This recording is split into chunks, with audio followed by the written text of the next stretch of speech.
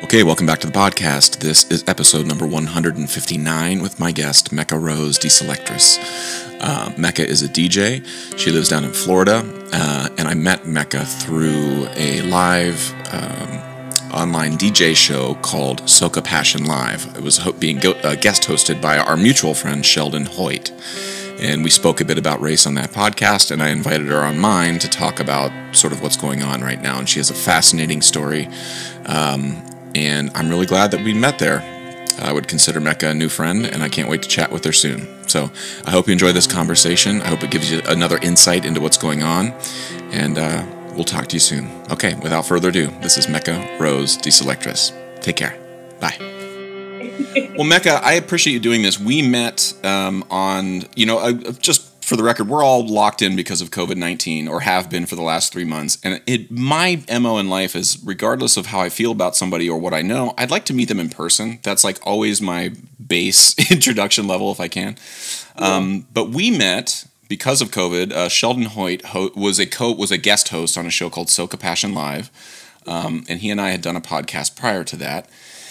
And he and I wanted to speak about the issues around race, and we had spoke just after the death of George Floyd. And then he texted me out of the blue saying, "Hey, man, I'm on this show, Soca Passion. Would love to have you come on and talk and field some questions." And I was like, "Uh-oh, like I know Sheldon, but sure, like what's the worst that could happen? I trust Sheldon." And I get in this Zoom room with I think 4 other people that I had never met before, and we had a very intense conversation. It wasn't hard for me, just to be clear. It was intense, but that doesn't mean it was difficult. It's just intense. And you, I think, within the first 3 seconds of meeting me, told me one of the most intense things about your life I think anyone could ever admit to or share. And you reminded me a lot of my friend Cliff Alexis, who I think I texted you with about. Cliff was a big mentor of mine when I was 20 years old and didn't know my ass from a hole in the ground. And he told me something very intense about his upbringing as sort of the like, "Hey, dum-dum, before we move forward, I need you to know where I'm coming from." And I really appreciated that about Cliff. And that's immediately why I said you should come on my podcast, because, there was this moment of trust that I saw in you that I saw in Cliff. So I want us to proceed here with the freedom to sort of, you don't have to talk about anything you don't want to talk about. And I don't have an agenda. We don't have to talk about race. If you want to talk about your favorite recipes for an hour and a half, I'm down. And we can get to that stuff in a second. Your story about your brother, to me, was the thing that has, like, if people plant seeds in other people's brains, that's the thing that stuck in my head about your personal experience. But to get to that, I want to know a little bit more about sort of baby Mecca and what brought you to that conversation where you and I met. Like, where are you from? I want to get to know you a little bit better before we start to hash out or talk about some of the crazy things in life right now that a lot of people are yelling about. And I just want to start with, where did you come from? What's been your experience so far? And I may ask dumb questions, so please feel free to say, "That's a dumb question," but I'll answer it anyway. I don't think there's any such thing as a dumb question. Well, I'm from Atlanta. I grew up in Atlanta and Ohio. Went to Ohio for art school. My family background, we are mixed. Like, most of my family's from Barbados. We're also American.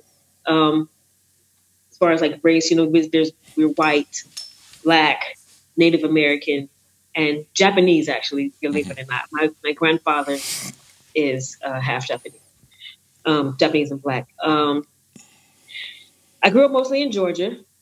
I've always been tomboyish. It was a little difficult growing up in Georgia because race has like always been an issue my whole life. So, I've had mostly like blatant, "we don't like you" kind of experiences with that. I had a little friend named Amy when I was in the 1st grade, and me and her she was a little white girl. We were tight. We were like this. And when Amy found out that Sheena was a little Black girl, Amy and Sheena couldn't be friends anymore. So that was one of my first experiences with racism and things like that. So it's kind of just always been there in my life. And it's just like, okay. You know, when you constantly do it, you get sick of it. But you know, I'm really sorry to interrupt, Mecca. Can you just tell me a little bit? Did you guys not know each other personally, like face to face? Did she not? I mean, I'm sorry. It feels like she did. Like she found out you were a little black girl. Like what is that? Did you guys not hang? When Amy's family found out I was a black girl. Got it. So Amy didn't care. Mm-hmm. Me and Amy were best friends. We didn't care what color we were. We were best friends. But when her family found out that Sheena was a little black girl, Amy and Sheena couldn't be friends. Well, what did you think? Like at that moment, like take your back, try to forget that you're Mecca now and you're way more mature and you have a life experience and you've been thinking about this stuff for a long time. But what did I don't know how old you were at that moment, but what did you think then? Like, what was your brain? How did your brain process that moment? I didn't know how to process it because it was foreign to me. That was my first instance with it, and it was like, because I'm black, like really, like for real. And it was kind of like disbelief, and then it was sad because this was my best friend, and we couldn't be friends anymore, and they hated me, and without even knowing me, they just found out that I was a black kid, and they hated me for pretty much no reason. And it was more of a disbelief. It was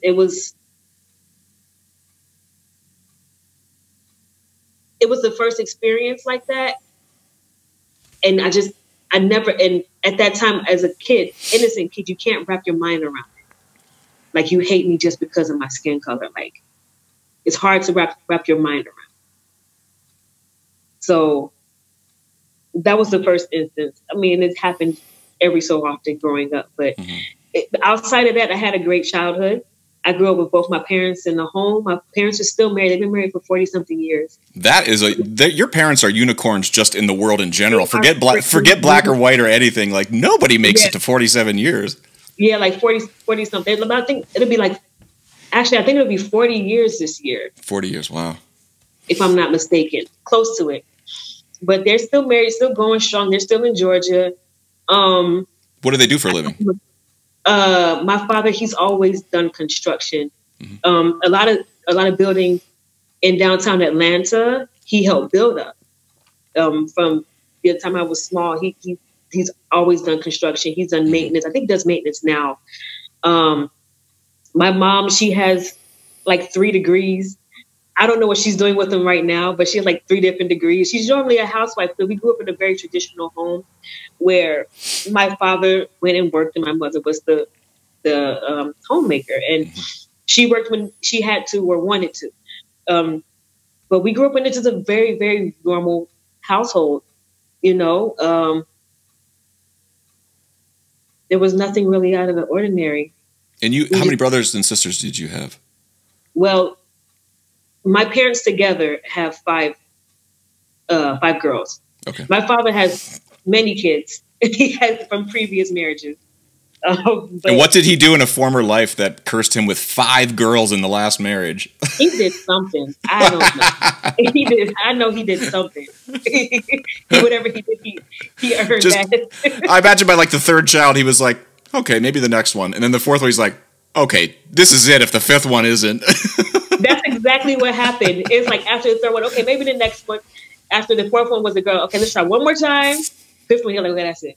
I'm not my boy. But he had sons before in the previous marriages. But with my mom, no, all girls. I know he did something to deserve that. He did something that he had to. He had to. But yeah, my parents, they're great. Just my childhood was normal. I was a tomboy. I was very tomboyish. I always wanted to do what the boys were doing because the girls were always gossiping and having drama and all petty stuff. And I wasn't with that. I just wanted to climb trees. And I had a skateboard named Nightmare. And I used to skateboard all the time. I learned to skateboard before I learned to ride a bike. So whoa, is it again? I grew up in Ohio, and there were some girls in my neighborhood who we called tomboys, but it was because they played soccer and they shaved the back part of their head. That was the rebellious tomboy thing to do in the 90s was shave. If you were a girl and you shaved this just part under an undercut, then that was you were saying something about yourself. For you, what were you? I mean, did you have were you surrounded by sports, or like what do you mean by tomboy? I guess is what I'm. Yeah, I played softball. I was never very girly. You know, I've always liked boys, but I just always wanted to do what they were doing. You know, it just seemed to have more fun. Like climbing trees is more fun than getting my nails done. You know, riding my skateboard was more fun than playing with dolls. Now, I couldn't do the undercut thing. I was too young. My father would never allow it. But I just wanted to hang with the boys all the time. I'm still kind of that way. Like I'm a DJ. When I first started DJing, it was mostly boys into it. Motorcycles, I've always been into motorcycles. That's more of a, you know, a boy. And when I started, that was more of a boy thing. Like I just always, like the boys just always have more fun. So I just wanted to hang with the boys. How did you, I mean, there's recently, I mean, prior to, I mean, just, I'm sort of like saying things are being talked about at specific times, knowing full well that like racism and bigotry and misogyny and all these things have been talked about and should be talked about all the time, regardless of what's happening. But there's a lot of talk around like how different genders sort of deal with each other. And as you're talking about this, I'm curious, like just forget race for a second, but just as a woman, like what have been some of your experiences being someone who's like, well, I want to participate in what the guys are doing. Like how has that part of your life intersected with, you know, men and gender and all that stuff? Being somebody from the beginning, being like, girls are boring. Like I know that's a broad statement. Girls are boring. Boys are awesome. Like, what do I do about that? Yeah, and that's pretty much what it was. Like, girls are boring, boys are awesome. And I used to get in trouble a lot because my father thought I was being promiscuous, but he didn't understand that I just wanted to hang out with the boys. They didn't want me. Like, they weren't interested in me. They were interested in the prissy girls. Like, they weren't like interested in me. They were interested in the girls who were really girly, and I wasn't that. So it was just genuinely like, I've just always been that way. Like, just the boys are having more fun than me, and I want to do what they're doing. And as an adult, it's different because that innocence is not there. Yeah. It's like, oh, she's trying to sleep with him or she's sleeping with him. Like, even as a DJ, like, I've been a DJ for about 8 years professionally. I actually started DJing when in 2002.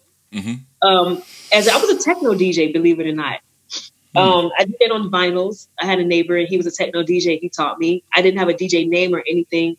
I was just doing it because it was fun. And he taught me to DJ on vinyl. This little white boy, my neighbor. He taught me to DJ on vinyl. And it was just fun, you know, because I went to school for music. So I just had a blast playing music. But, you know, then life happened. I got pregnant, married, divorced, all that. And then I decided to get into DJing professionally. So I've been DJing professionally for about 8 years. And just like every male DJ I'm seen with, I'm accused of sleeping with them.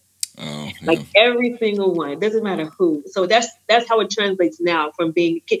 As a kid, it's very innocent, you know, but as an adult, when you see a woman with a lot of men, it's automatically assumed she's sleeping with these men. Like you need a DJ shirt that just says "I'm not sleeping with them" and just 2 arrows pointing outwards. I know exactly. Like, yeah, these are my just friends. Like, before you think about it, before you even say the thing, I just want to clarify something for you. So that's always the, you know, and it used to bother me at first. But I learned that very quickly that just comes with the territory. When you're a woman in the music industry, people want to know who you're sleeping with more than whether you have talent. They want to know who you're sleeping with. Like that's like their biggest concern for some reason. Well, and it's weird. You and I spoke, I think, on the Soca Passion Live. I mentioned, and I feel like I said it up front pretty clearly because I meant it. In that, like, there's certain things I think just as a human being, and I can speak as a man, that like you have to push down and sort of actively react against the way your brain acts sometimes. Like I have a lizard brain that tells me to be afraid of people I don't know. So that means I have thoughts in my head that are rooted in some sort of racism, whether it be because I watched, like I mentioned to you, Cops for 5 years growing up, not having any idea what it was doing to my brain, you know. I have those thoughts. But you know, you have to be actively engaged in sort of questioning your own thoughts, right? And as a man, the thing that is hard to explain to people is that there's a part of my DNA that no matter how hard I try, when I see my wife, regardless of whether or not she's in her PJs or she's dressed in her clergy garb, I see her and I'm like, oh, you know, and I'm like, it feels so childish and stupid, but I'm one of the good ones. And I feel like I still have to be like, no, no, no. Not going to talk about, we're not going to engage with that, Josh. You know, you have to be a mature adult. And it's like the hardest thing to explain. And so I think some guys, the ones we hear about, just are not good at pushing down their own sort of lizard brains. And, you know, I just wish I could talk to guys more often and be like, listen, man, I'm with you. I get it. It's hard. But like lifting weights, you got to practice. Like you got to be like, I bench pressed 20 pounds today. And then tomorrow you'll bench press 22. And then 10 years from now, you'll be able to have a conversation with a woman and not feel like your brain is swamped with purely sexual thoughts, you know, like it's something that I empathize with women in the field right now because it's like, oh my God, I can't imagine being a woman trying to work with men. like we're hot messes, you know? Yeah, it gets difficult because, you know, with a lot of guys, they think, you know, they try to use the music industry or, you know, that we know each other in this field to try to get with me. And I'm just not with it. And, you know, they do try. But again, you know, it just translates to that, you know, when your child is innocent. Yeah. When you're an adult, there's like a little, what is she doing kind of thing. So guys try, they think that I'm, you know, I want them, or they think that they may have a chance or something, and they try.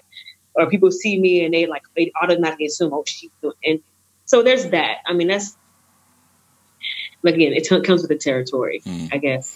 Well, I think in hindsight, maybe cut your dad a little slack. Like he wasn't wrong he was just like, he thought you were promiscuous, but what it turns out was everybody you were working with was probably promiscuous. And he was just like, no, don't go in there.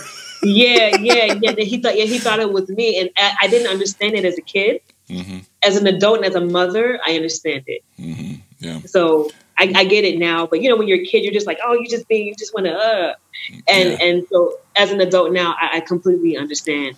Well, let me ask you. You mentioned that you went to music school, and I think when we were texting the other day, you went to music school in Cincinnati. You know, in Ohio, I think we also texted, is like an oddly diverse state where, like, if you know, I grew up in northeastern part of Ohio, which is big, sort of borders Appalachia, but mostly industrial, like Cleveland, Cincinnati, or Cleveland, Sandusky, the north, like on the Great Lakes area.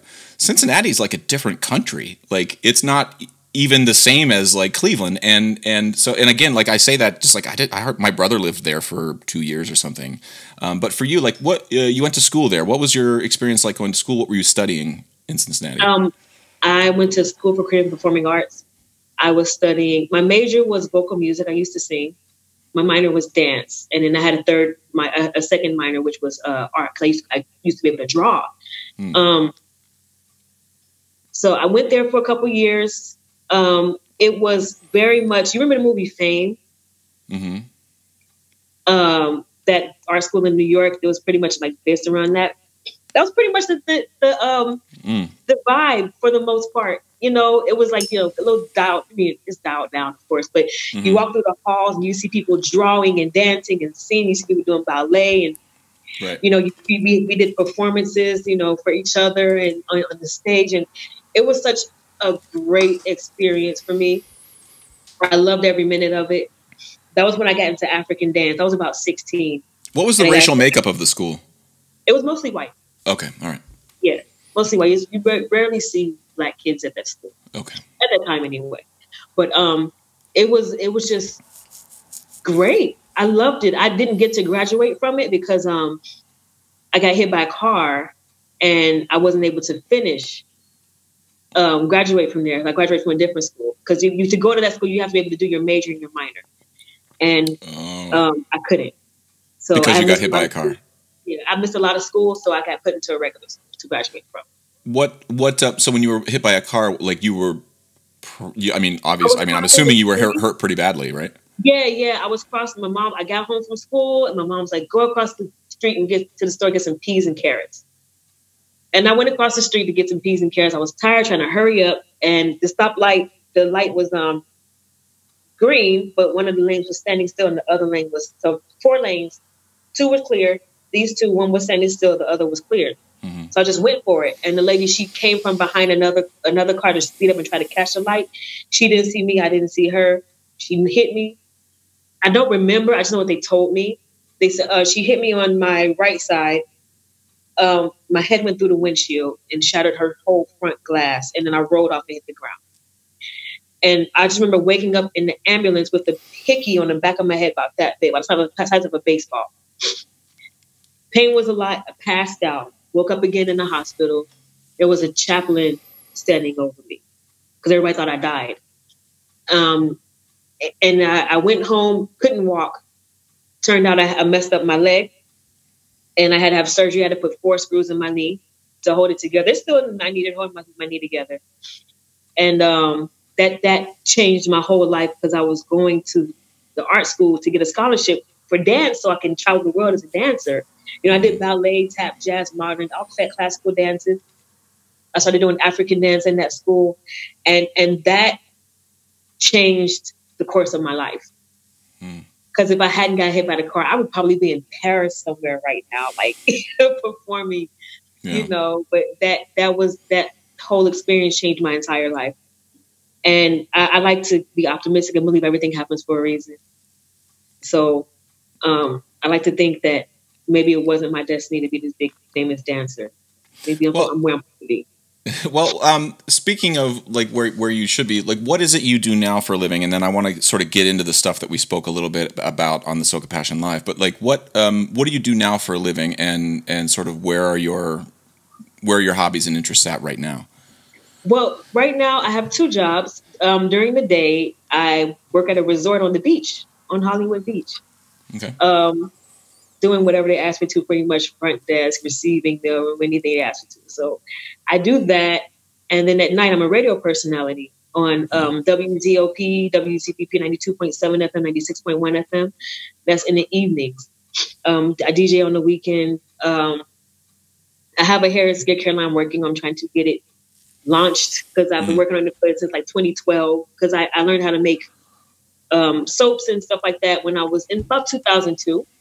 And I just always made it for myself. So around 2012, I decided that I was going to try to sell it. And I've, been doing okay, but it's not like completely off the ground. So I'm working on that. And that's pretty much it. Like I play acoustic guitar at an intermediate level. Absolutely love it. It's absolutely therapeutic. I play the African drums too.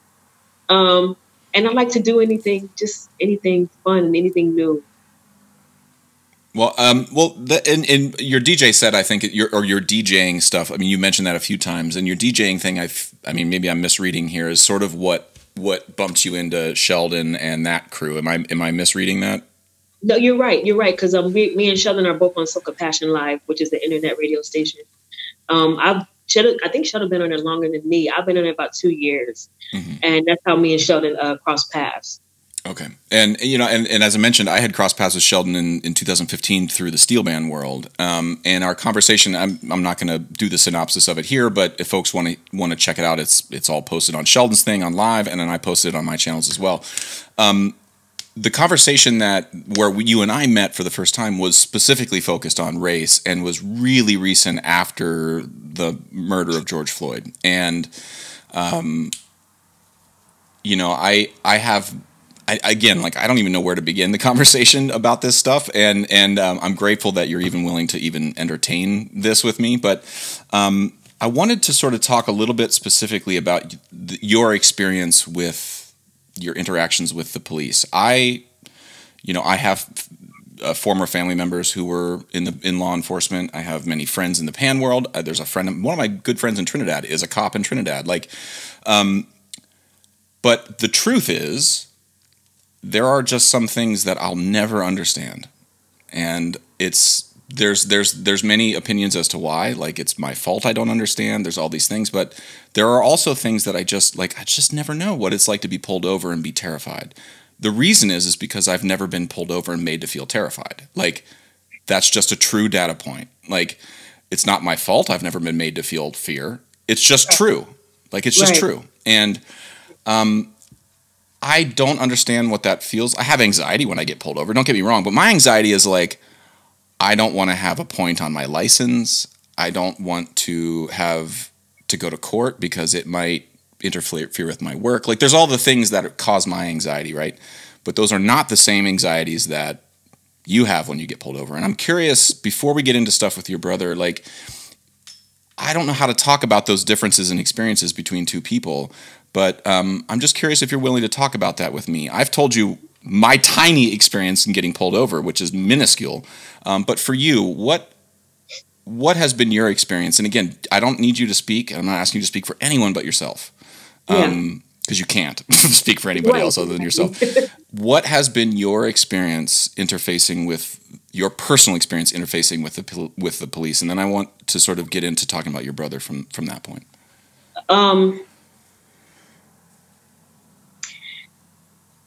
When I get pulled over, my first thought is to turn on my camera. So I'm like, okay, they might. It's a little legit. Like literally, you feel like, what if they kill me? You literally feel like you're going to lose your life. Like, what if I lose my life right now? And it's scary. Like I don't even like scary is like a not even strong enough word for it. I pulled up, I put my hands on the steering wheel, and I'm like, okay, don't make any sudden moves. Don't do it. Don't breathe too hard. Like, just be still. And, they asked my license. Like, and this is not because, like, my license, registration, insurance is all good. It's fine, but I still have this fear, like, because I got pulled over. I got pulled over a couple months ago. I was driving, and my tire got low, and I jumped out the car and looked at the tire, and I jumped back in. And before I could put my seatbelt on, I pulled off, and I'm trying to put my seatbelt on, and the cop sees me because I'm struggling with the seatbelt. He sees me, so I look guilty. And he pulls me over, and I'm like, "Oh God, please don't kill me today." It's like I literally I literally try to drive. If I see a cop on in the lane next to me, I try to stay behind that cop because I don't know if he's going to pull me over for what reason. I got put over for a tail light before, I got put over for speeding before, and I was dead wrong, but I got put over for a tail light, didn't know my tail light was out.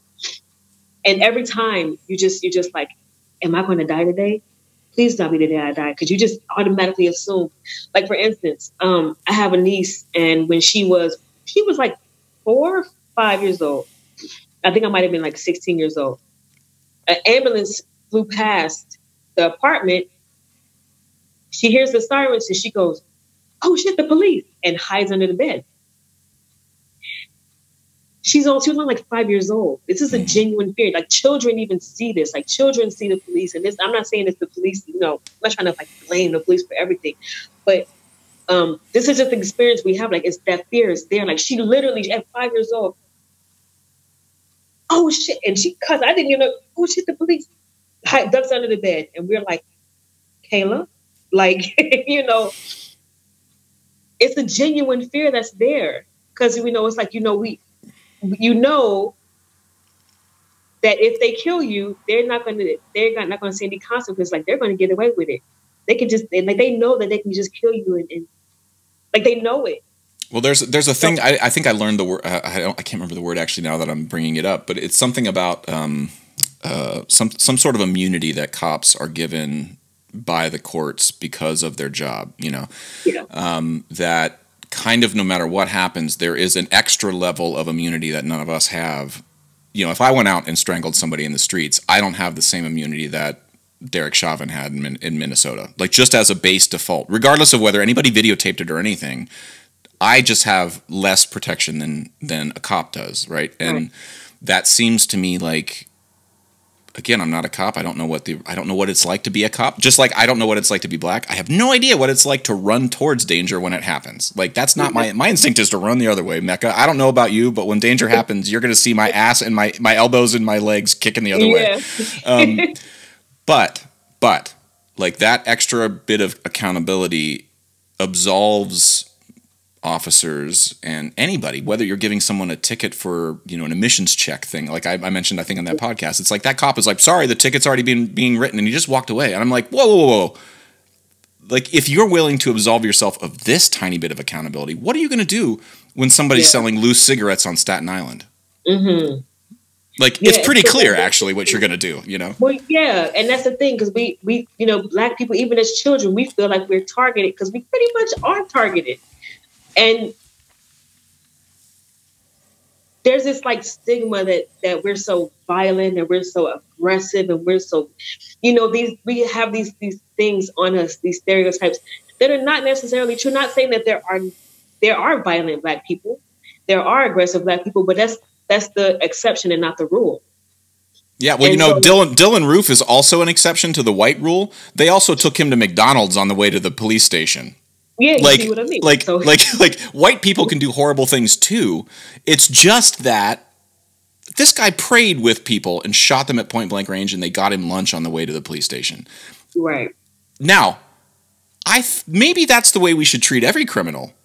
But if we're not treating everybody the same, we need to talk about it. Like if everybody's not getting a trip to McDonald's after they're arrested, then we need to talk about that. That is not fair. It's not. And it's kind of like he was rewarded for killing those people. Like, that's what it looks like to me and a lot of us. It looks like, okay, good job. Here's some Burger King now. And we get killed for less than that. Mm-hmm. We get killed for loose cigarettes. We get killed for loitering. Like, it's one of those things, like, we understand from a young age that we're targeted. My nephews and stuff have to be talked to about how to survive the police. Like, if you get pulled over, don't do this, don't do that. You can't be too Black. You can't be too this. You got to be like super, super careful. Like, we have to walk on eggshells as we walk through the world. It's one of those things. It's like, we can't just relax and be normal. We can't just be at ease. We always have to have a guard up. With Black women, we can't be too aggressive. We can't be too passionate. We can't be too this. We can't be too loud. We got to be, we can't be too Black. It's just things that we can't just be ourselves without it being looked at as being bad. When somebody said to me the other day, was like, I thought you were going to jump on Josh. And I was like, I wasn't going to do that. I guess. Are you talking about our conversation the other day? Yeah. When we were on So Compassion on Sheldon's shows afterwards, I thought you were going to jump on him. I was like, I had no intention of jumping on him, but if he wants to help, I can tell you, I'm going to let him know how he can help. I'm just being honest. I'm not going to lie to you. That was an uncomfortable moment for me, but I want to say that in the context of like the other uncomfortable moment I had today was like having to delay the mowing of my lawn. Like my lizard brain does rise up. Like when you, I think you said something to the effect of like, get your people. And I had this like, my level of anxiety was just like starting to rise because I was like, I don't know how to tell Mecca that my people aren't maniacs. Like, I know who we're talking about here. Like, but this is not the time or place to say that to Mecca. Like, I need to get to know Mecca. But again, it's like, yeah, I didn't think you were going to jump on me. Also, I don't enter into situations. I think my bullshit meter's pretty high. Like, if Sheldon tells me I can be in the room, I have to trust that Sheldon wouldn't put me in the room who's just going to be a maniac to me. Like, yeah. So I didn't even enter the equation with that as my thought. But I'm not going to lie to you and say that, like, oh my God, like, am I in trouble right now? Did I say something wrong? But it became clear, Mecca. I think the more you spoke, the more it was clear to me as like, oh, okay, I understand why she's saying the things she's saying. I mean, I can imagine saying the same things if my brother was shot by the cops in front of me. I can totally imagine that. My dad died of ALS, in a wheelchair. Like, nobody killed him. Like, it wasn't oppression that killed him or systemic bias or anything. But I understand losing a family member to something you have zero control over. That blows. Right. And the anger I have towards ALS, it must be the same that you have towards the police. Like it's got to come from the same place, right? Yeah. And anyway, that's just where I was coming from that meeting. So I appreciate that your friend thought that, but that's not at all what I was thinking. And I was like, I'm very passionate about it because it's something that I walk through life with this whole racism thing. It's either it's outright blatant or it's microaggressions. And my family didn't have a voice when my brother was killed. So, it's when I see people that are genuinely want to know or genuinely want to help, then I want to speak up and say something like, hey, if you want to help, then this is what we need. Because I don't hate the police. I do feel the fear. I do feel uneasy around the police. I don't hate them because I know there are good ones, but there needs to be a complete reform. Yeah. Because they're just allowed to get away with killing us. And I have police officers in my family. So it's not that I just absolutely hate the police. I avoid the police. I don't want to deal with the police. But at the same time, I understand that there are good cops, and the system is not it's not so much individuals; it's the whole system. Yeah. Because in that system, you have people, racist cops that hate Black people and they just want to kill them. But then you also have good ones. But that whole system is messed up. And then that's what it comes down to. And as much as I don't want to deal with the police and I try to avoid the police, I still have to take a step back and understand, like, okay, there's a system in place that allows them to be able to do these things, and that needs to be changed. So, well, the thing I also don't want to discount here is, and the thing nobody talks about is, like, you know, let's prior to all this particular the intensity of this particular type of conversation around George Floyd and the way the nation is having to reckon with a lot of things right now.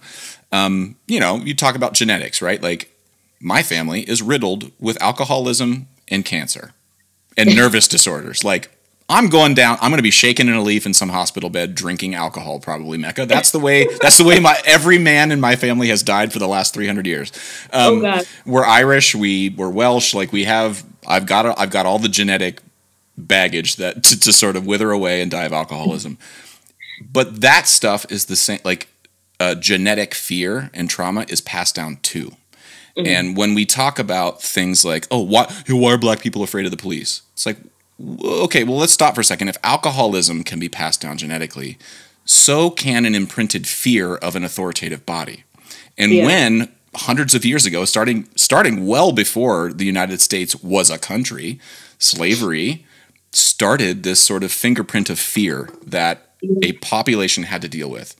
Their generation, the subsequent generations, now leading to you, Mecca, like, it's in your genetics, it's in your DNA. And I don't want, like, I'm surprised that people are surprised. Like, it's like, what do you mean? Are you kidding me? Yeah. Like, you struggle with alcoholism because 4 grandparents away, they struggle with alcoholism. So why are you looking at Mecca as any different than you? This issue is the same. It is, and it's definitely handed down. It's definitely genetic as well. It's handed down. It's learned too. Because like I said, my first experience with racism, I was very, very young, and I didn't know about it, understand about it till I experienced that. You know, it's not just genetics. It's also, you know, the living experiences that you have as you move throughout life. That unfortunately. Oh, you muted yourself by accident. Oh, no, I'm sorry. I couldn't hear you. No problem. You muted yourself by accident there. Yeah, no, somebody called me. Oh, sorry. No, you're good. You're good. And muted. I had to delete them. Sorry about that. No problem. But yeah, it just goes back to, you know, you're absolutely right. It's genetics, and it's also life experiences. We just, you know, like the children, they have a natural fear of the police, the little Black kids. And my daughter asked me one day, she's 14 now. When she was like 6 or 7, she was like, "Mommy, why don't white people like Black people? I don't understand." And I was like, "Me either." I didn't have a real answer for her, you know. But these are things that we really actually happen, and it gets frustrating. Like, I don't talk about it a lot because people don't believe me. Like, it's like when you try to explain to white people, like, this is what we go through as Black people. It's like, oh, okay, stop your bellyache and stop crying, stop whining. It's just brushed off as like we're just like tripping or something. But this is what we really experience. And that's why I was like so willing to do this with you, because I'm glad that you actually really care enough to listen, to understand. And I think that's dope. Like, that's good that you want to do that. So, you know, I like this. I have no reason not to believe you. And I do want to also, like, if your daughter ever asks that question again, I think you could reframe it and say, well, I know one white person that likes you or is willing to, like, and I know it sounds disingenuous here, or it may sound like a broad statement, but I think the vast majority of, you know, I think I said this in a text and I said it on the podcast too, and I'll say it again. Like, I think the vast majority of people, or if we want to use the term white people, just don't understand. And that ignorance, or just not understanding a story. And then when you see the, like, when people talk about it, it's terrifying. Like, the idea that, like, if you've never had a brother murdered by the cops in front of you, there's no way, in the same way, like I was saying, I don't know what the anxiety is of being pulled over. There's no way you can possibly even be like, what does that feeling feel like? because it's not the same thing. And I think there's just a lot of insecurity and ignorance. And again, just to sort of put it back on you, I'm very grateful that you're willing to even share this stuff with me, because you have no reason to. I am not deserving of your trust. I haven't, I've known you for about 6.5 minutes now, or 42 minutes and 10 seconds, actually, according to my podcast recording here. But I do feel like this generosity of like, if you give me 5 inches into your world, I'll give you 6 inches into mine.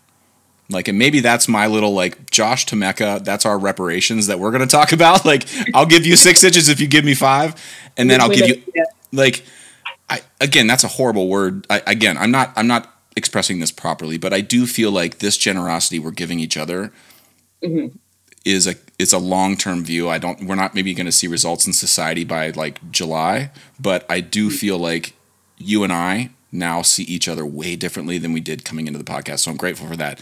And to pivot a little bit now, like, can you tell, if you don't mind me asking, could you share in as graphic a detail as you feel is appropriate the very specific story now to sort of bring it back around to where you and I started, quite frankly, this very specific moment of trauma for you and your family as it pertains to the cops.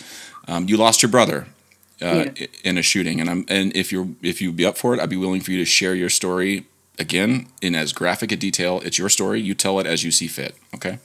Yeah. I mean, unfortunately, I wasn't there when it happened. My family was. My father was there. My brother, he was 18. I was 9. He was struggling. He was having suicidal thoughts. His mother, we have the same dad. His mother called my dad and the police to kind of stop him. He wanted to cut his wrist. Mm-hmm. So she called him over there. This is my understanding, because again, I wasn't there. How old were you at the time, if you don't mind me asking? I was 9. Okay. The police were there. My father was there. His mother was there. The was a police officer in front of him and one behind him. He had a little paring knife, the little blade, because he was going to cut his wrist. And he turned to say something to my dad. It wasn't like a sudden move. It was just like a turn. And that's when they shot him up in the front and back, 16 shots in the front and back. They shot him to kill him. In the article that they put out in the newspaper, they said he went like that to stab one of the officers, which wouldn't make sense when you got a little paring knife. And it didn't happen. The article said that he was shot twice. He was actually shot 16. There were 16 holes in his body in the autopsy. And when he was shot, so you said he was shot in the front and the back. When he was shot, again, please, I'm asking a question I feel totally unauthorized to ask, but like, did he start, like, how did they end up shooting him in the back? That's what I'm missing here. Like, well, and when they were trying to talk him down, one officer was in front of him and the other one was behind him. Okay. So when he turned to look at my dad, they just shot him. I don't know why they felt the need to shoot him in the back. I don't know why they felt the need to shoot him 16 times, but they definitely shot to kill. They didn't shoot to stop. If devil's advocate here, if he were to try to stab one of them with the little paring, you can't even hold a knife like that. So if he were to try to do that, why not shoot him to stop him? Why 16 times? It was overkill, and it was intention was to kill him. Instead of saving him. Mm-hmm. They were there to save him. They were supposed to save him. And that didn't happen. They killed him instead. So why they shot him in the back, I don't know. I mean, why they felt the need to try to shoot him so much, I don't know. But they definitely wanted to kill him. That's what they definitely were set out to do. They were supposed to save his life. What happened? What was the next steps in terms of, like, I'm sorry for the banal questions here, but like, so your brother shot, I'm sure you got your fam, like, what was the first time, how did you hear about it? I came home. No. Did I come home? I can remember coming out. I don't remember if I was home or not. I remember coming out of my room and seeing my dad sitting on the floor, leaned up against the couch crying. And I never saw my dad cry before. That was the first and last time I ever seen my dad cry. So that was when I found out that it happened. He didn't tell me. One of my aunts had to tell me that it happened. He just cried the whole. I mean, imagine watching your child get killed in front of you. I couldn't imagine how that felt for my dad. A child, just to be clear, a child who you were already fearful was going to take his own life. Right. This was not somebody who had used a $20 counterfeit bill or any of the stuff people like to talk about with George Floyd or Michael Brown or like any of the bullshit around this. Like your dad was already terrified your brother was going to kill himself. Right.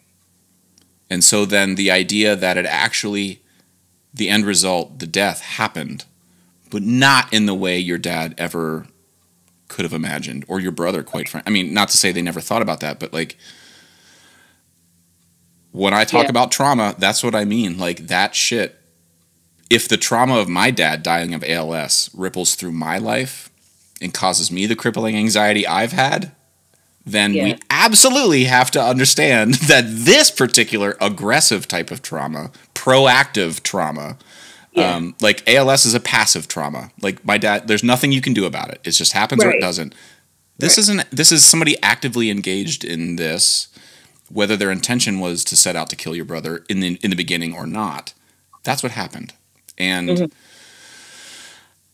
like for you though, like how did you, once you heard, like what, again, I'm sorry to ask the question, but what's the first thing you pick up in your life and be like, well, I can grab onto this as a 9-year-old kid and take the next 3 steps and then grab onto the next thing as a mooring thing in my life to keep me grounded? How did you deal with that?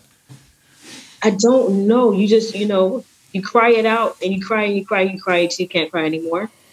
I wasn't allowed at the funeral. Why? So I never let them say goodbye. I said I was too young. Oh.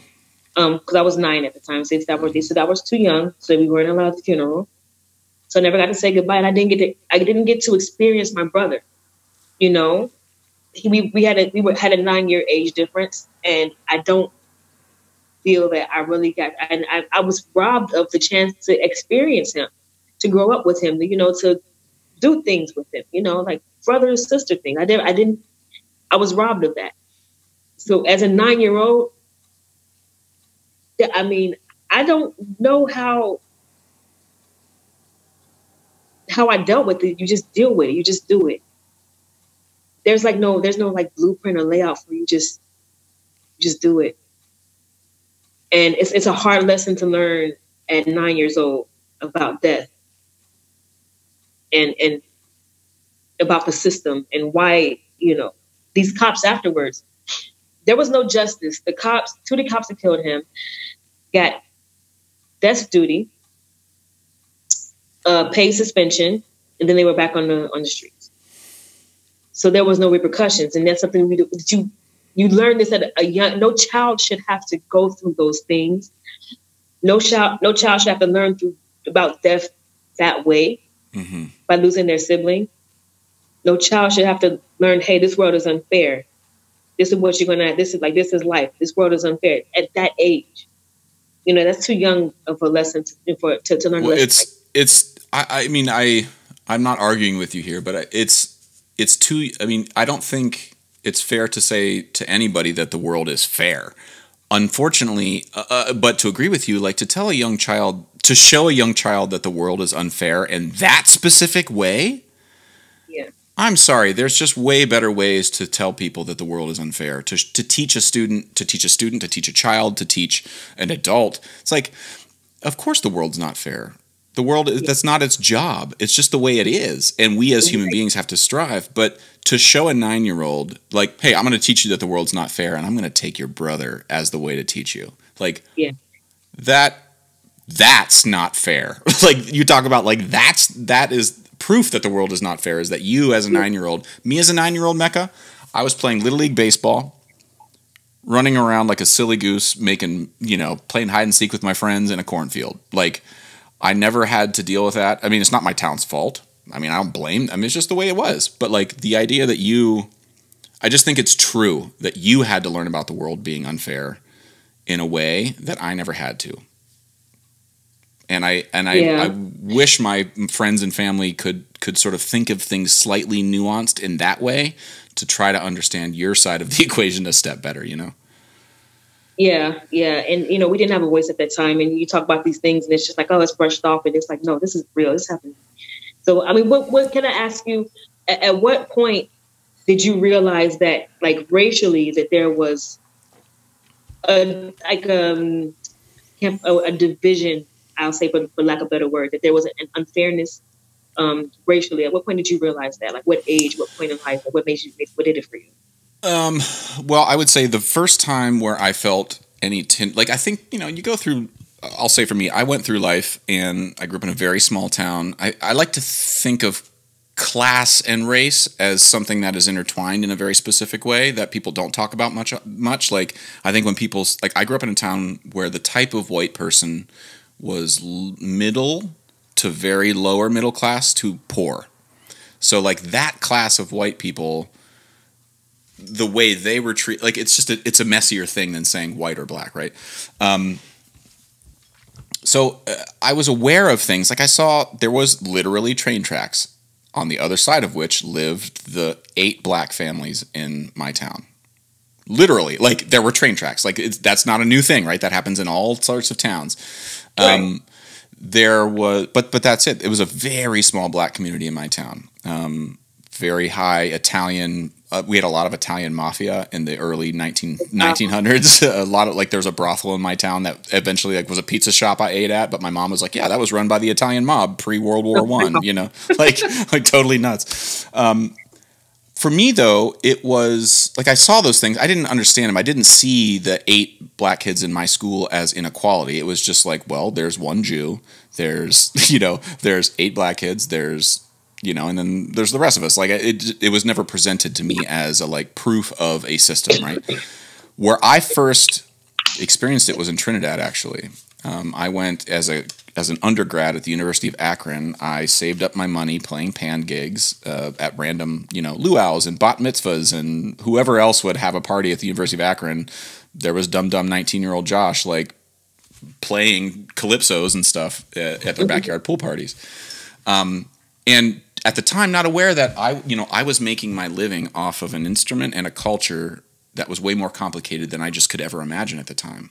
And then I went to Trinidad, and Bugsy Sharp, who's the guy that, I mean, I don't know if you're super familiar with the pan world, but Bugsy arranges for a band called Phase 2 Pan Groove. And in Phase 2 in Woodbrook, Trinidad is one of the oldest and biggest bands, right? And so I went down to play with them, and we were there for 3.5 weeks. Bugsy ordered 2 sets of double seconds for the band, which is an instrument, a pan instrument. And when they showed up, they were he wanted deep skirt seconds. He sent the ones that were made were short skirt. And I was like, oh, Bugsy, I'd love to purchase. I don't own my own instruments, and I have to borrow stuff when I play gigs. And so he sold me a set of double seconds from Phase 2. And I remember putting them in cases and walking out of the pan yard and seeing every face in that yard look at me. Not in it. Again, I feel like my bullshit meter's been pretty finely tuned from the beginning. Not in a way, not in hatred or anger, but just in a, like, you're doing something none of us can do. And I'm not going to judge you for it, but I just need you to know that. Yeah. And I remember walking out of that yard, Mecca, with those 2 double seconds in their brand new case, all polished up because my little 19-year-old white man was like, oh, I got to polish these up and make them beautiful. You know, I took them home. I did all the thing. I played tons of gigs on them. I feel like I've paid it forward in a way I feel good about. But to me, that was a moment of like, oh, I actually have enough money to purchase these and the instrument in the country from which these instruments were born, the people I've been hanging with for 3 weeks cannot. Right. Now, as a 20-year-old, I didn't know how to make that square or make that whole again, but I just was like, okay, that's a data point I need to recognize. I don't know how to deal with it now. I'm not mature enough. I don't have expungible funds that I can just pour money into things, and, like, I don't know how to deal with this. But for me, Mecca, that was the first time where I realized there was definitely some sort of inequality. I didn't recognize it as systemic at the time. I just knew like, oh, this is different. And over the course of my life, I feel like I've tried to, and the next time was being in a pan yard in Brooklyn and seeing the cops come running in because they got a noise complaint by, well, I hate this word, but by a Karen, somebody who was like some white woman who had just moved there and hated the noise. Like, I genuinely don't think she hated black people. I don't think she wakes up every day and is like, screw black people. I think she just hates noise, and that's her last straw. So, but the unintended consequence of it is this sort of systemic oppression that she's putting on a whole group of people to be like, this is too loud. Really? Yeah. That's the problem? And then the cops show up and walk right by me, Mecca. Yeah. They don't go to me. I have more weed in my bag, Mecca, probably than anybody in that yard. But they walk by me. And that was like the other moment of like, oh, yep. In the same way, like if I'm going to take a steel pan from Trinidad in 2000, I need to take my bag and get in line like everybody else here and have the cops search it. And the minute I do that, the cops leave. Like it's this weird thing. Like they see me in line, they're like, oh, this must be okay. And I'm like, God damn it. Yeah. God damn it, you're being lazy. Stop it with that shit. Like, what's wrong? This is a 12-year-old kid playing lead pan, for God's sakes, in Brooklyn. Like, even if his bag is filled with weed, let's cut him some slack. You know, like, God bless. Yeah. Yeah, and that's the thing with that lady that called the police. You know, you feel like maybe she just didn't like noise, but a lot of the time, it's that she doesn't like the noise coming from these black people, and that's you see how you care, how you noticed, and you gave a damn. There's so many people who notice and don't give a damn. They just want to enjoy it because they understand that there's a privilege, but they don't care. And that's the problem I've always had, is that you know that you have this privilege. It's obvious, like the world sees it, but you don't care to do anything. You know, it's like you just there are those that not you per se, but you know, there are people, those people like out there that's like that. Then there are those who know that they have privilege, don't care, and they continue to kick us while we're down. And I see more of that than people like you who genuinely want to make a difference. The ones who care to know, who care to understand. A lot of my experiences are people who just, they don't care. They see what's going on with black people or people of color. They don't want it for themselves, but they're okay with it for us. You know, and they just want us to just shut up and live with it. And they don't care to make a difference. They don't care to make a change. You know, and people like you who really do care to make a difference, who care to understand. I don't see that a lot. Well, let me bring it just to sort of put a button on this conversation. Like the way I entered the conversation with Sheldon was one of like, I got to trust the man. So whatever happens in that room is going to happen in that room. And what I want you, whether or not you feel this way or not, what I want you to feel is that like I wouldn't have brought you in the room with me and now by default all of my white friends who are maybe going to watch this and who don't know you, and some of them are just tangential friendships of mine. Like they're Facebook friends. They're not friends. They're Facebook friends. Yeah. I wouldn't bring you in the room if I didn't think my friends wouldn't trust you. And I think right now what I want you to trust me in the sense that like there's assholes out there, Mecca. Absolutely. And unfortunately, Facebook and social media and the news is going to amplify the assholes because that's sexier, it's easier, and it's more effective.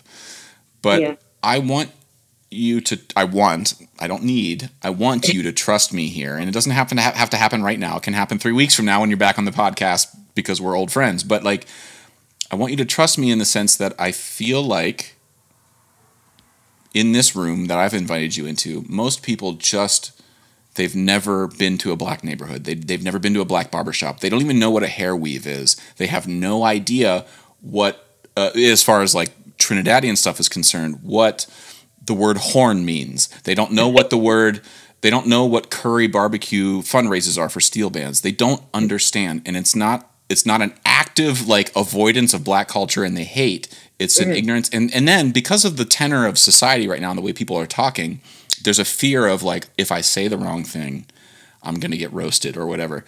And so, Mac, I kind of like, again, you do not need to be an ambassador for anyone other than yourself. Right. But what maybe is, other than this podcast, what is something for somebody who's never lived in a black neighborhood, maybe never met a black person ever? What is something that, what advice do you have? What advice do you have? I don't have a good question here, Mecca. I'm sorry. I don't I don't prep these ahead of time.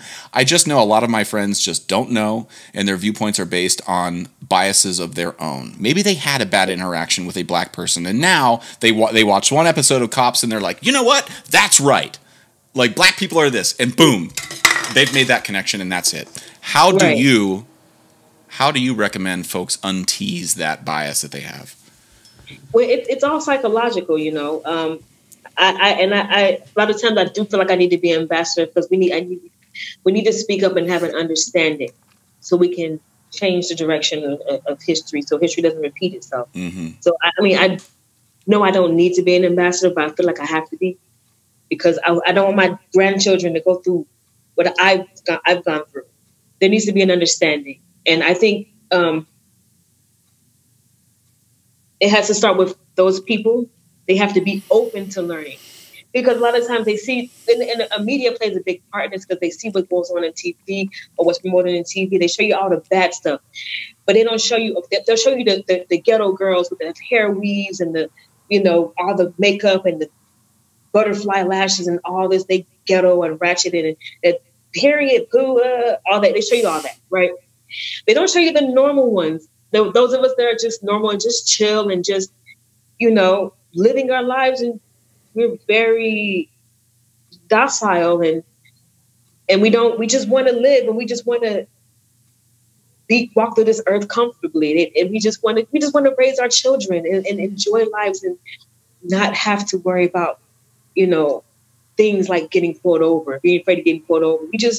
So it goes back to a willingness to want. It's psychological. You have to want. When you see the media always portraying black people in a negative light, you automatically think that's how all black people are, but we're not. They only focus on the bad. Mm-hmm. So people don't care to know. And that's what it goes back to. That you have to care to know. You have to be in your mind, say, well, this can't be all that they're about. Let me find out. Mm-hmm. And most people don't have that mentality to do that. They just see what they see, and that's it. They don't care to know that, those ghetto ratchet people are the exception and not the rule. So that they don't care to find out, because they think that is the rule. Well, I also I feel like there's a lot of times that white people, again, I don't want to use the word white people outside of that community will use words like ghetto and ratchet. And it's like, those words mean something different to you than they do to me. And it's not like, again, I don't know if I would put this in the same category as the N-word. It's just like, no. Like, it's fine. I'm not going to roast you for using the word ghetto, but I think you need to know the intent behind that word when someone like Mecca uses it versus when you use it because of your experience with Cops or whatever it is you've seen on the news. And if we can't, if the news media shows us nothing but negative things about black people, maybe we should be asking the news media to teach us a little bit more about Juneteenth and Black Wall Street. All right, let's just, if you're going to show us about all these black people robbing convenience stores, let's just talk about Black Wall Street for at least 5 minutes. Let's just show you what it means to have black business owners burnt to death because they had a successful business. And this was not that long ago. Early 1900s, It was, Black Wall Street was, oh God, I can't remember the year. 19-something, I can't remember. I want to say 17 or 9, somewhere in the pre-World War I, I want to say. No, it was after. Was it? It was after 1920s. I can't recall right now. It wasn't that long ago. It was. Let me look it up just because I don't want to say something. July 5th, 2017, 1921. 1921. I was close. Yeah. Okay. Yeah. We were both correct. We were both close. You were closer. Yeah. I was not. Yeah, I knew it was something like that. But I think to answer your question, there needs to be a willingness to learn. Just people just don't have that willingness to learn. They just want to see. They see and they just go with it. It needs to be an open-mindedness. to understand that Black people, because the media portrays us as these violent, aggressive people. And if we were what they say we are, there would be no white people here, honestly, because after what we've gone through with, slavery and Jim Crow and all this stuff, if we were that violent, it wouldn't be you guys. I've never understood when I have conversations with my friends, or not when my friends, like people who are afraid of Black people, I'm like, you've never. Okay, stop for 2 seconds. Hold up a second. Oh, let's back up. Have you ever had bacon shark? Have you ever had roti? Have you ever had, you clearly have never met or spoken with a Black person before, let alone had the food or listened to the slang or listened to the music. Yeah, okay. All right, we need to talk. And that's the feeling I have a lot when people say, like, oh, I'm afraid of Black people, or why don't they just listen to the cops? I'm like, yeah.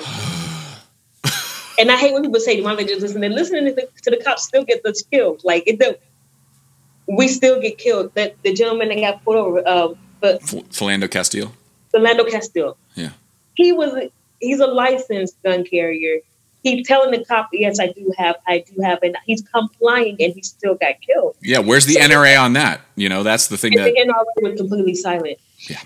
So even obeying the law gets us killed. It's like we can't. There's nothing we can do right. And so a lot of I know people in my granddad's generation that they feel like white people don't have souls. It's like, how could you do this to people for so long and let it happen and not and be okay with it? Because you see pictures. I've seen pictures of Black people hanging from the tree by a noose, and then white people are by it, just smiling, posing for the camera. And I'm like, they're smiling with the dead body they just killed. Like they'll castrate a man, hang him from the tree, and then pose for a photo, smiling. And it's like, to me, it's like, why are they celebrating this? I don't know if you ever heard of gator bait. All right, so they used to take little Black babies and feed them to the gators. There's literally postcards of Black babies calling. You can actually look it up. Black babies calling them gator bait. I'm gonna go throw up now, Mecca, if that's okay with you. I mean, there's been some terrible things. They literally threw little Black babies they were called gator bait. That happened. They had in Australia, because the Aboriginals are dark-skinned people. They used to bury the babies up to their necks and have contests to see who can kick their heads off. This is real. You can look this up. I'm not making it up. This is actual history. It's been so much things that have happened. Like I said, people in my grandfather's generation, they're like, white people, they can't have souls. They can't do this another human being and have a soul. So when people try to say that Black people are so aggressive, we don't have a history of doing these things. We're just portrayed as negative. And we're not, because when you get to know us, we're just chill. Like, we're just cool. We just want to live. We just want to live our lives and not have to walk the earth. So it's just, there needs to be an understanding. There needs to be a willingness to learn, an open-mindedness to say, hey, maybe what I'm seeing isn't right. Let me find out. So that's where we can start. And that's why I like this dialogue, so we can have understanding. Well, I like this dialogue too a lot, Mecca. And again, there's a lot of chatter online now of we're done talking, stop talking, get to action. And I've bristled at it, and I don't know how. Me personally, I progress when I talk and learn about things. I progress when someone says, "Hey, check this out," without saying, "If you don't check this out, you are a racist." That word, the R word, racism that is a very specific tool. And we as a society have to, if we label everybody as racist, then you're not going to be able to see the real ones. And Mecca, I am here to tell you, they exist. I grew up around a handful of them. I know right where they live. And if we aren't careful with who it is that we call those words, those people can hide. And that is dangerous, And now that doesn't mean that there are, I don't know whether it means we come up with a different word for racism, things that are unintended racism. We need a different word. I don't know what it is. Yeah, something where we can sort of separate the wheat from the chaff in terms of yep, there's Nazis out there. let's make sure we know where they are so that we can always have our eye on them. But right. I just think that the way we talk about this stuff is super duper important. And I think that, like I feel like I'm someone who's been in the Black community for a long time. I mean, again, not every day, but I intersect with it way more than most of my white colleagues. And I didn't know about Black Wall Street until I watched, and Mecca, I'm going to admit something to you here, so please don't judge me, until I watched Watchmen. Until I saw the show Watchmen. I had no idea. And then I read the book. I read the graphic novel over vacation last year, and I was like, oh, wow, this is fucking nuts. Like, of course, it's a graphic novel, but it's based in history, right? And that show, Watchmen, for me, like, again, I'm not advocating that be like, if you're questioning race, you should watch Watchmen. But it does address a lot of the historical things that we're all talking about now. And that's where I learned about Black Wall Street. And I feel bad about that, but it's true. And whether or not I think we need to rewrite, we need to rewrite some history, some textbooks, whatever it is. But I don't know. Like, I don't have a question here, Mecca. I'm just saying, like, you mentioned Black Wall Street the other day, and I was like, damn it, I didn't know about that until a year ago. And I'm 40. And I work in Black communities. What am I doing wrong? Well, it's because these things aren't taught in school. Mm-hmm. These things I had to learn on my own. I'm a very intelligent person. I do a lot of research, a lot of studying. I don't talk about things that I don't know about. If I don't know, I'm going to say I don't know. Mm-hmm. So for me, I'm very inquisitive. I don't take anything for face value. I have to know. So a lot of what I've learned comes from me doing research. And try to find out on my own, and just people have to be more willing to find out on their own. It's sort of an ignorance. People just don't know and they don't care to know. And in other instances, they just don't know what they don't know. They're exposed to it. Yep. So it's just different. It's different problems, and there's like no one way to tackle the problem. But I think the key is that people have to be open-minded and willing to learn and find out. I'll tell you another experience I had in Georgia growing up. I think I was in the 5th grade, and it doesn't snow in Georgia. But we got it didn't snow in Georgia. It does like once a decade, and everybody wrecks their cars when they do. Yeah. So we got like an inch of snow, and they shut down all of downtown Atlanta. We didn't have to go to school or anything. So I went outside to enjoy the snow. A little bit that we did get. So I'm outside, and I wasn't supposed to be. And minding my business, and these 2 little white boys walk up to me, start bothering me, call me a nigger. And I don't even know one of them. I don't know how I got him on the ground. I was sitting on his chest, and I was like pounding his face in. And he's just like turning red. And the other one took off running. And the neighbor came and pulled me off of him. But it was unprovoked. I was there minding my business. I was by myself. And they just see me and just decided to mess with me for no apparent reason. And it's like, how do you make sense out of that? It's like, you're not bothering anybody. And then somebody just comes along just to bother, doesn't even know you. Just comes along just to bother you. It's like, how do you make sense out of that? Well, the experiences that I've gone through this growing up, not to mention, because within the Black community, we have our own issues that we need to figure. We have colorism. I'm a dark-skinned lady. That's not considered desirable in the, for the most part in the African American or the Black community. But that's a whole nother thing that we need to figure out. But it's a branch on the same tree of otherism. I mean, it's the same it's the same idea.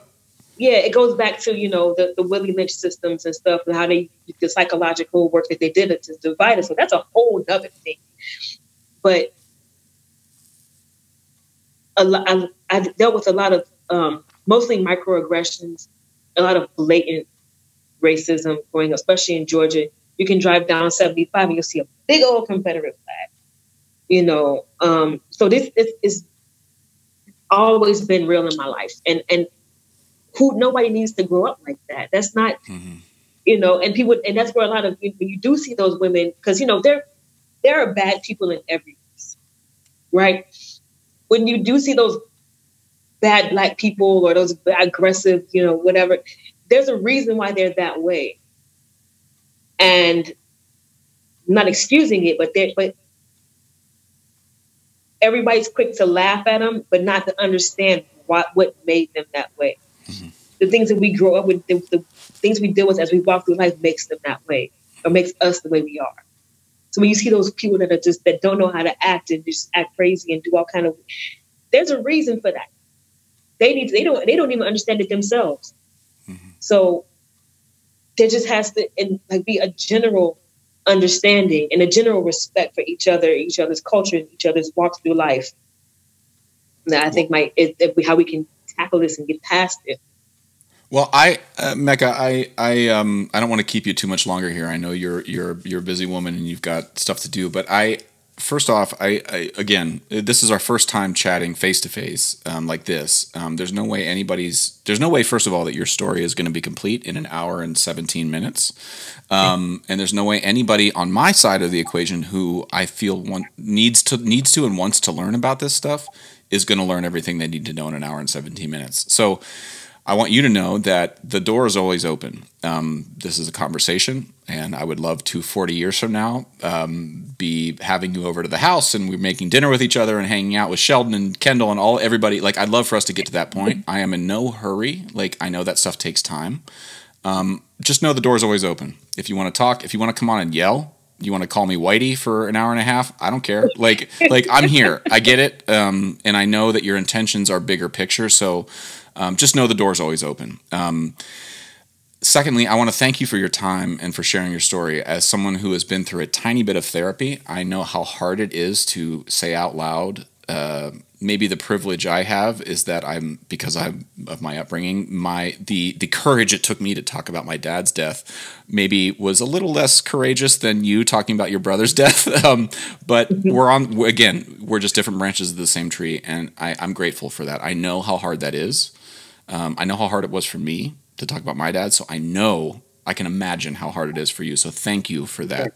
Purely between you and me. I usually don't talk about it. I normally don't bring it up, you know, but I'm glad for this opportunity. Again, we didn't have a voice back then. So now I'm grateful for the opportunity. I'm glad that you are so willing to understand and to learn, because I didn't experience that. I've had white people that I talk about these things I go through with, and it was just blown off. For the most part, was just written off like, oh, but the fact that you actually care, that you give a damn, and that you want to make a difference, I appreciate that. You know, I really do. And I feel like these kind of conversations can bring understanding and bring some kind of a change, you know, because we should all be able to drive our cars and get pulled over and only have to worry about getting a point on a license. We should all have that peace. You're not worried about getting killed when you get pulled over. We should all have that. So I think one of the things we can do, like I said before, is a systematic change. We need that systematic change. But that's going to be some work, you know. But in the meantime, while we're working on that systematic change, at least we can get an understanding of each other. I think a lack of understanding is at the root of almost every problem we have in society, whether it be racism, misogyny. Like I said, it doesn't matter. I think it comes from a lack of understanding, a lack of education. That there's a point at which this conversation then eventually turns to like, okay, time for us to shit or get off the pot here and do something about it. But I think that point, sadly, if we want to have real change, might be slightly farther away than any of us want to admit. But what I'm telling you is that I'm willing to till the soil with you over a long period of time in the hopes that we have these conversations way easier moving forward. I teach drums, Mecca. I try real hard. Like, I would love to go in and reform the police tomorrow. I don't know how to. I know how to play paradiddles on a steel drum. You know, like that's what I was trained to do. So, but I'm not abdicating myself of my responsibility of having a part in it. And what I'm asking you is like, I just need your help. I'm not asking you for to do anything that you can't do. And if you can't do it, tell me. But I'm in this with you. And if the success of our country, the success of our races together, we're the human race, the success of all of this relies on you and me, not on you and not on just me. And right. If that ever feels not that, then I think I'm going to look at you and be like, well, I don't know. Like, I don't know what to tell you. So all of that is said, Mecca, I really, really, really am grateful for your time. And I want to do this again. So please do not hesitate to be like, I'm free on this date. Let's do it, because I'll do it. Before I let you go, is there any website well, actually, where can folks find out about you and your DJ stuff? Like, if they want to know about what you do when no one's looking and you're not doing your other jobs, where can they find you? My website is down right now. I'm revamping it, but it's MeccaRoseTheDJ.com. It'll be back up soon. Get it up soon, Mecca, because I'm going to tell people about it. Yeah, I'm working on that. Also, I'm on Instagram under DJ MEKKA _ROSE. Mm-hmm. And I don't, I put all kinds of. I have a very silly sense of humor. So I got all kinds of stuff on my Instagram. You might see something very poetic, and you might see something very stupid, like something funny, something sexual, something a flyer. It's all my Instagram is all over. It's just for entertainment purposes. So my Instagram is all over the place. So that's the best way to find me. My music is on SoundCloud. I'm starting getting back into techno because I started out as a techno DJ, so I got like an EDM mix on there. So I got a little bit of something for everybody, but. I mean, the best way to follow me is on the IG, because I'm always posting stupid stuff on there, like just to the last whatever. So that's the best way to follow me. But soon, I have the website back up, and it's MeccaRoseTheDJ.com. And also on Facebook, Mecca Rose Deselectress is your full sort of Facebook handle. Is that correct? Yeah, I don't have much room left on my Facebook. I have like 10 more people. Oh, got it. All right, well, there's 10 slots open, folks. Get them while they're hot. Make Mecca unfriend some folks so you can get in there. For Facebook, but Instagram is the best because I don't have to keep deleting people on there. But I think that's pretty much. And I have a hair and skincare line. That website is down too because I'm getting more inventory back in. Mm-hmm. But I make organic hair and skincare products. I make oils, body washes, and stuff like that. Everything is plant-based. I've been doing it for a long time. What's the name of it? MahoganyRose.com. Well, Mahogany Rose is the brand. Mm-hmm. It's mahogany-rose.com. So right now, my websites are being revamped. I'm trying to make them more professional, more appeasing for the eye. Mm-hmm. So they're down at the moment. Okay. But it'll be a few days before I get this out, so you have a couple days, Mecca, to get those all live and. All right, good. Get them ready to go. Well, Mecca, I am very grateful for your time, and again, just please know the door is always open. I'm locked inside my house till January, so you know where to find me. I would love to talk more with you about this stuff. I'm grateful for your time, and please stay safe and be healthy. And I look forward to chatting with you again soon. Okay. I'm grateful for your time as well. Thank you again for inviting me on this platform. I really do appreciate it. You're quite welcome. We'll talk to you soon. Take it easy. You too. Take care. All right. Bye. Bye. Okay, I hope you enjoyed that conversation. This podcast was brought to you by Liquid Drum, liquiddrum.com down in Waco, Texas. LIQUIDRUM.com. Percussion, education, merch, hilarity. You won't regret it. And finally, DunleavyPans.com. I play and teach on Kyle's drums. You won't regret looking him up. DUNLEAVYPans.com. Okay, we'll talk to you soon. Hope you enjoyed that conversation. Be well, take care, and be kind. See ya.